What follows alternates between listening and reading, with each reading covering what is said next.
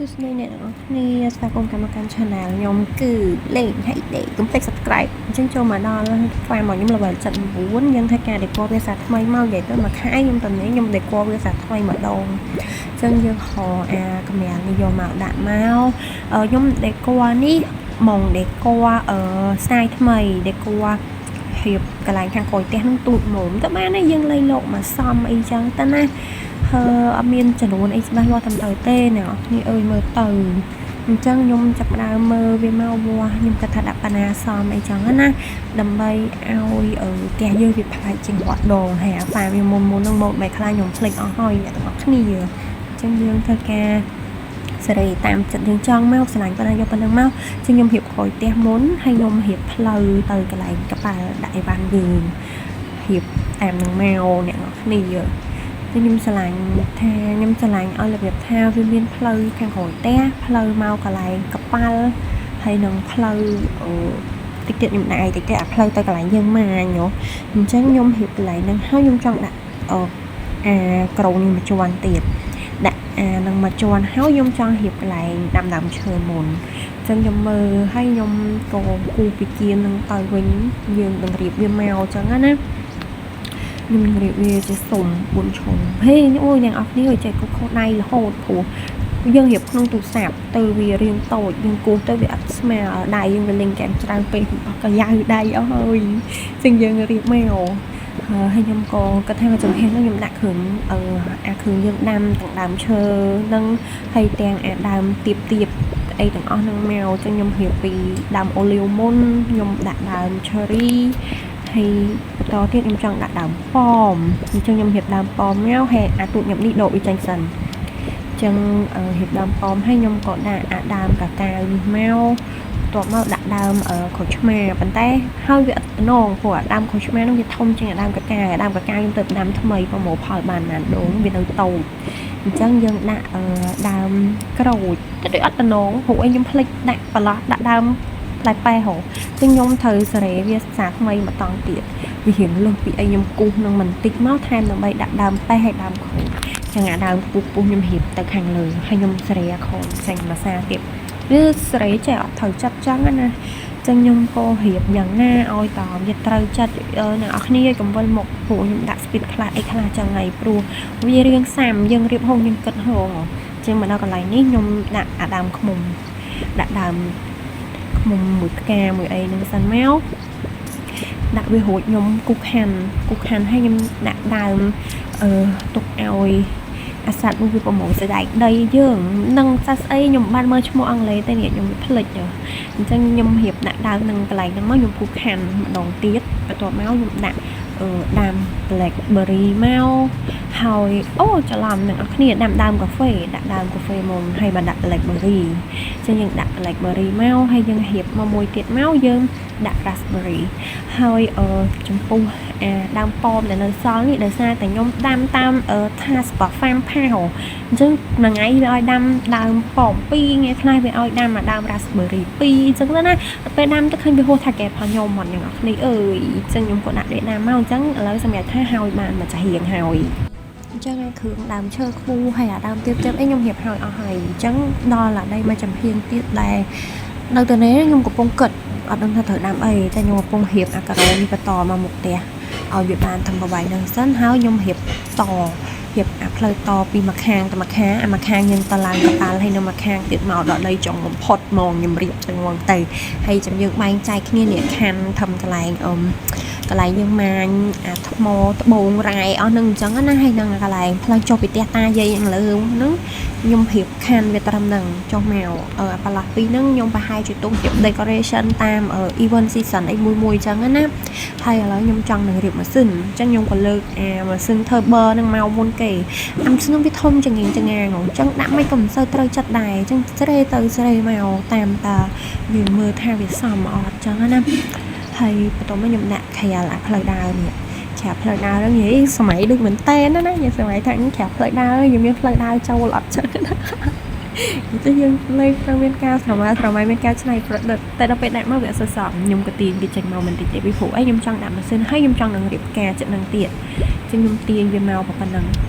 nên là cái nàyจะមើលទៅខ្ញុំរៀបប៉ុណ្ណឹងហើយវានៅអសមខ្ញុំទៅសេរីទៀតនិយាយទៅអារៀបតែកូនហ្វាមក្នុងហៃដេនេះយើងរៀបសូវត្រូវចិត្តប្រហែលទេអញ្ចឹងខ្ញុំរៀបទៅរៀបមកមើលថាគូដាក់ការណាឬក៏សេរីវាត្រូវស៊ីទិគ្នាឬក៏ស៊ីមកទីគ្នាអញ្ចឹងពីព្រោះអាហ្គេមនេះយើងលេងក្នុងអាទម្រង់ប្រឆាត់អញ្ចឹងទៅយើងរៀបទៅវាអត់សូវដូចការគិតយើងម៉ាណាអញ្ចឹងតើយើងសេរីទៅសេរីមកបន្តិចទៅ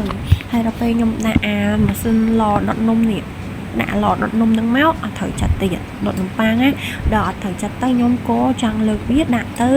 ខាងមុខអាម៉ាស៊ីនបឺវិញព្រោះអាកន្លែងហ្នឹងខ្ញុំមើលទៅវាស្អាតស្ពេសរៀងធំអញ្ចឹងសំតែដាក់អាម៉ាស៊ីនណាធំវាហូរខ្នាតវាអញ្ចឹងណាព្រោះឥឡូវខ្ញុំឃើញហើយដែលវាដាក់ខ្នាតម៉ាស៊ីនទៀតម៉ាស៊ីនរបៀបថា3x3 3x4 អីចឹងណាវាប្រាប់យើងច្បាស់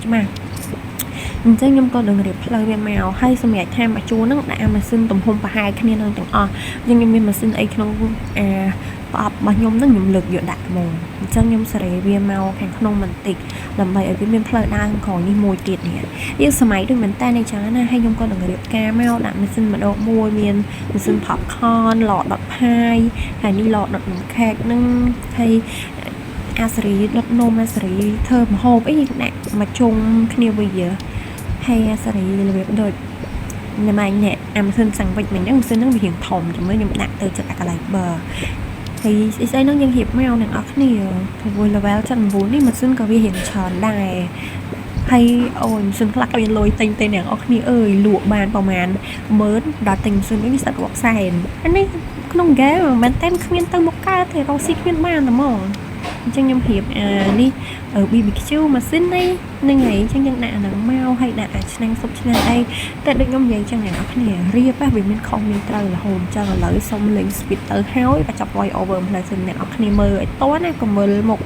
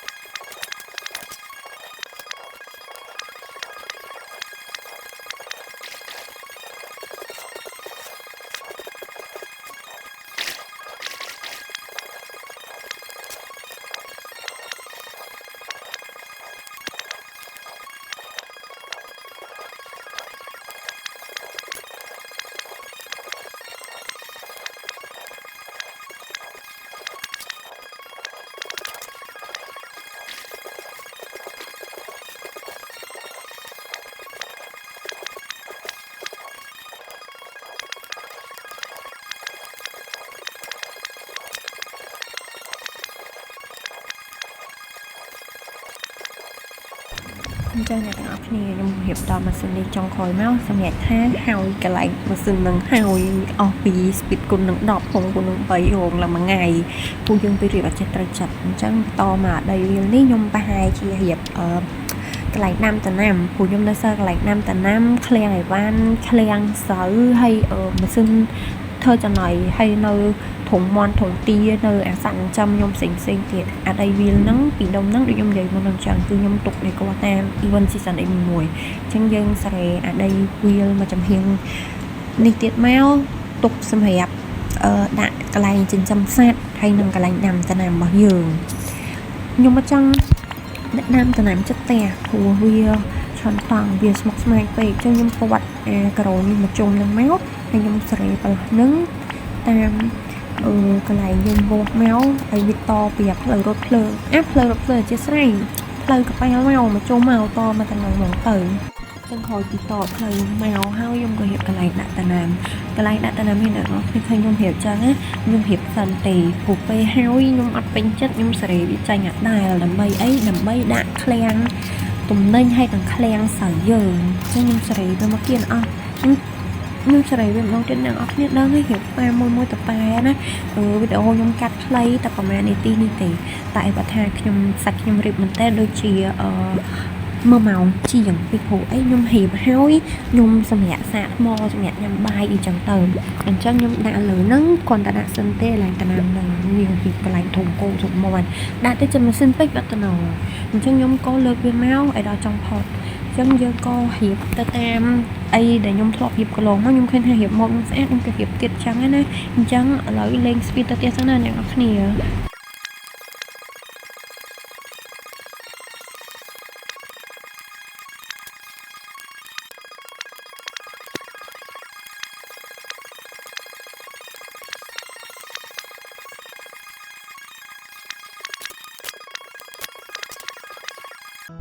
ចឹងមកដល់ធំនេះសម្រាប់ថាយើងហើយកន្លែងចំសាច់មួយទៀតទៅចឹងអាដីវាលនេះខ្ញុំនឹងដាក់សាច់ចំរបស់ខ្ញុំឈប់ខ្ញុំដូចចង់ដាក់ឃ្លាំងដាក់អីសិនមើលអាប្រឡោះដល់ដីខ្ញុំទិញអត់ទាន់អស់ហ្នឹងវាដូចជាដាក់ឃ្លាំងអត់សមដំបូងខ្ញុំគិតថាចង់ដាក់ឃ្លាំងទៅចិត្តផ្ទះប៉ុន្តែយើងគិតសម័យទៅដែរស្វ័យដូចមែនតើខ្ញុំគិតថាបើដាក់ឃ្លាំងក្រោយផ្ទះយើងវាស្រួលយកតែដីយកអីប៉ុន្តែពេលខ្ញុំដាក់ទៅចាំមើលអ្នកនរគ្នាពេលដាក់ទៅវាអត់ស្អាតនៅមួយឃ្លាំងឯវ៉ាន់យើងដាក់ចិត្តកន្លែងម៉ាញចឹងទៅពេលយើងបំផ្ទុះយករាយយកអីទៅវាខ្ទាតមកហុយបន្លែអីវ៉ាន់យើងចឹងណាហើយដាក់មកវាស្អាតវាបាំងដំណាំដូចដើមក្រូចដើមអីយើងខំដាំអីចឹងទៀតយើងវាពិបាកប្រមូលផលអញ្ចឹងខ្ញុំក៏សម្រេចចិត្តថាផ្លាស់ប្ដូរទីតាំងវាទៅចិត្តកន្លែងដាំដំណាំអញ្ចឹងពេលហ្នឹងហើយជាពេលដែលខ្ញុំនិយាយមុនហ្នឹងថាខ្ញុំស្រែកន្លែងដំណាំហ្នឹងចាញ់មកចំហៀងទុកមកចំហៀងដាក់អាគ្រឿងឃ្លាំងអីអស់ហ្នឹងអញ្ចឹងទៅនិយាយទៅរៀបទៅវិញទៅមកមិនសូវចេះត្រូវចិត្តទេព្រោះយើងរៀបអត់មាន plan ទេយើងរៀបតាមយើងគិតថាយើងចង់បានស្រឡាញ់អីយើងដាក់ចង់ណាចឹងដើម្បីកុំឲ្យស្មុគស្មាញច្រើនប្រហែលជាត្រូវដល់វគ្គ link speed ទៀតហើយទាំងអស់គ្នាមកវីដេអូនេះ speed ចង់3លានដងហើយ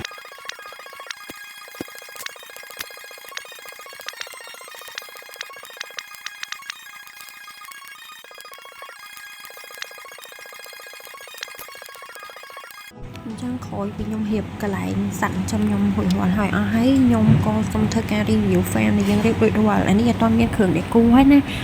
យើងរៀបធំតែ farm តែទេអញ្ចឹងវីដេអូនេះយើងជួបគ្នាធំប៉ុណ្្នឹងសិនទៅចាំពេលខ្ញុំដេគូដាក់គ្រឿងដេគូមកខ្ញុំធ្វើវីដេអូមួយទៀតអរគុណអ្នកទាំងអស់គ្នាសម្រាប់ការតាមដានដល់ចប់បាយបាយកុំភ្លេច subscribe ផង